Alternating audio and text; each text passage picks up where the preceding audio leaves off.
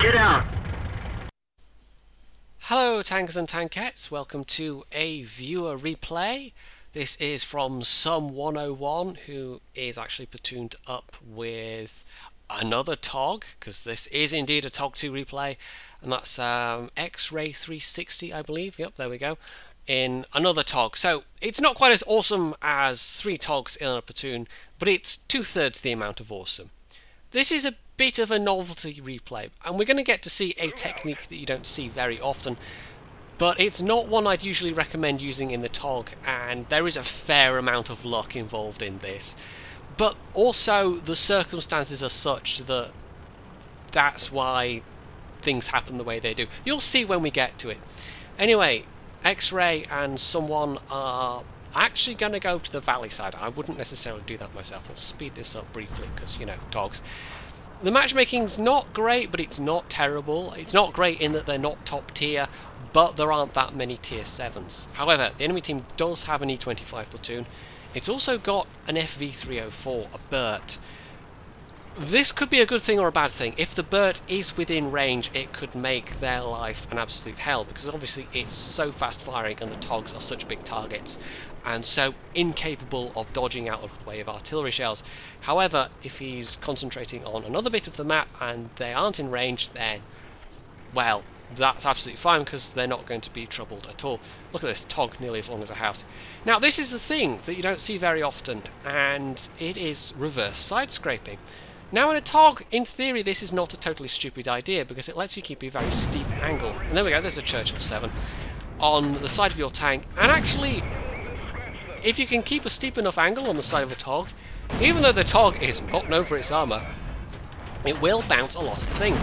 However, the flaw in the ointment, the rather massive flaw in the ointment, is the fact that the TOG also has a very weak turret, all things considered. So this is where the luck part comes in. You can, we will see here, he is actually starting to bounce shots. You can and will bounce shots off your side armour, however, you are unlikely to bounce shots off your turret. The fact is, though, that everybody that's shooting at him is shooting at long enough range that they are hitting the side of his tank, which is obviously a bigger target than his turret. And I don't know if they're doing that because they don't know to shoot at his turret, or they're just shooting in his direction, and I don't know, maybe some of the shots were deliberately aimed at the turret, in which case, I mean, so that one, for instance, that clearly was a turret hit.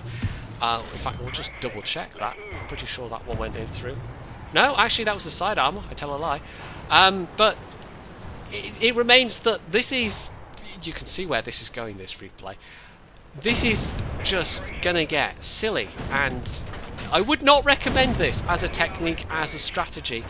It works here because someone gets incredibly lucky, and there are some very nasty targets. The enemy IS is down there. We know the 87 is down there. There's a Panzer IV-S right around the corner. Yeah, look at the team list as well right now. It's 4-7. We're not actually doing that well, this team. So it kind of depends. Now, he goes for the tracking shot there, but it doesn't matter. The guy gets nuked it a second later anyway. The IS is the only person that's done any damage to him so far, and unfortunately he's staying invisible as he's doing it. The 87 could be really nasty, depends what gun he's got, but he's managing to bounce his shots. So I'm going to guess that 87's actually got the same gun that someone has, the 17-pounder, rather than the top 25-pounder. That's one of the E25 platoon down.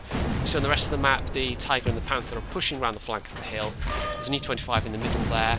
So in a way, it's lucky for the rest of the team that the IS and the 87 were here, because that means that they're not really troubling the rest of the team. I'm actually thinking the 87 doesn't even have the 17-pounder. He's firing way too quickly.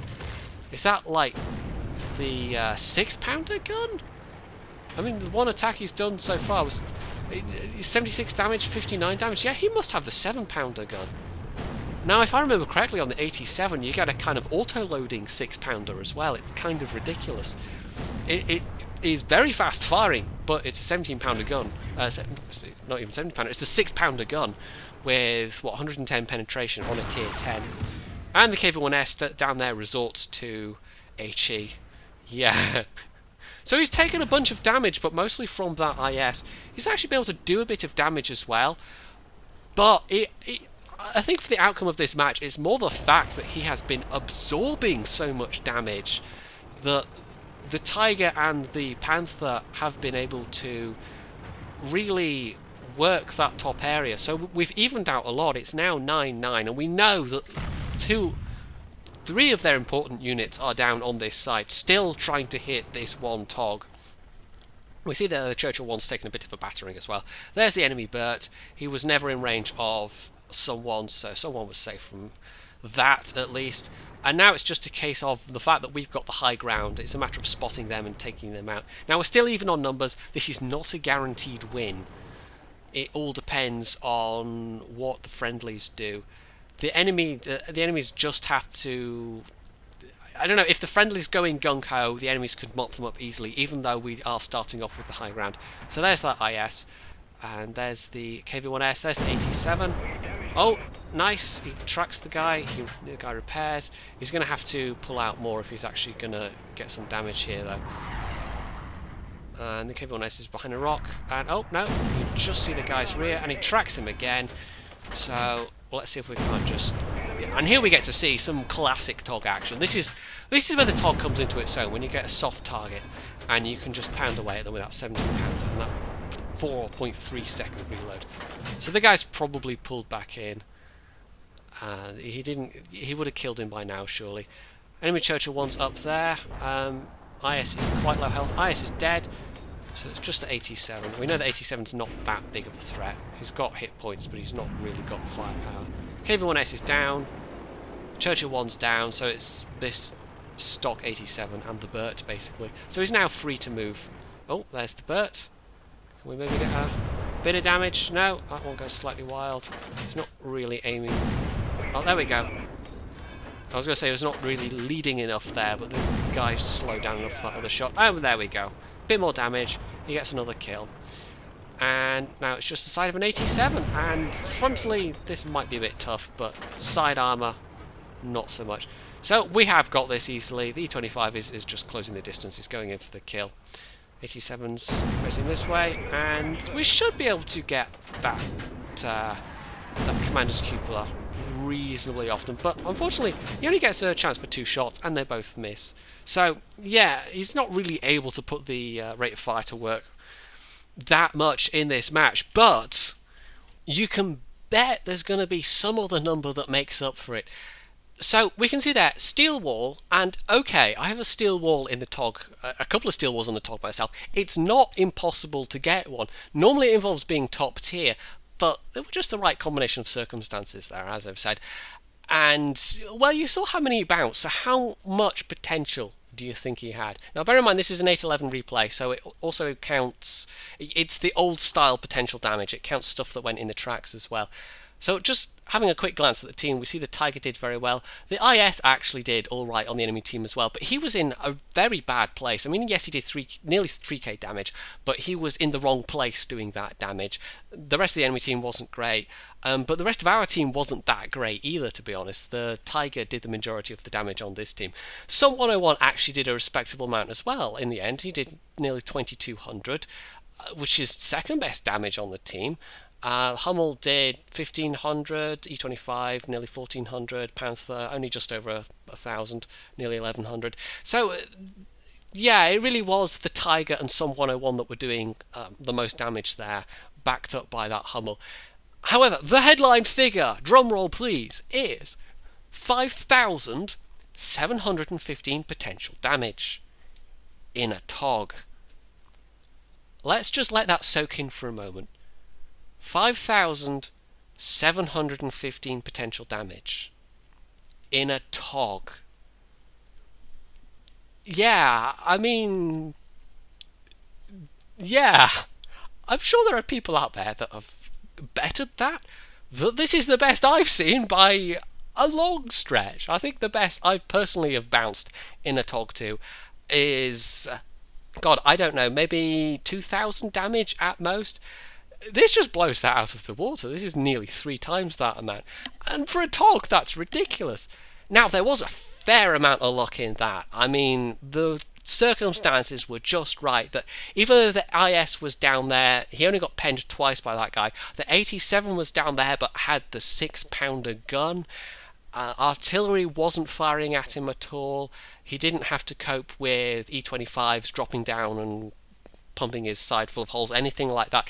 So he was really lucky, and the way in which he was most lucky was the fact that his turret really was unscathed. Normally, reverse side scraping the TOG, like I've said, it's a really bad idea, because in a tank with a strong turret, let's say the VK4502B, which has got a much stronger turret, although far from invulnerable, you can get away with reverse side scraping there because you can keep the side of your tank at a really, really steep angle, and that turret's guaranteed to bounce stuff. The IS-3 is another one where it's probably more often something you might want to try, because you're keeping that pike nose away from the enemy, which is actually, you don't want to side scrape with that pike nose especially. Whereas if you reverse side scraping, you can keep your side down at a really steep angle. The turret of the IS-3 is fairly bouncy, so you know there are tanks where reverse side scraping is more of a thing. The TOG, yeah, I mean, it just goes to show you the power of side scraping generally, but the TOG is not usually one you think of as being good at it. I think this was more luck than anything else. I mean, if they'd all been shooting at his turret, he would have died really quickly. But the fact that they were at long range really helped him out there. They might have been aiming at his turret, and they might have all just missed, so who knows? He could have been really lucky in that way.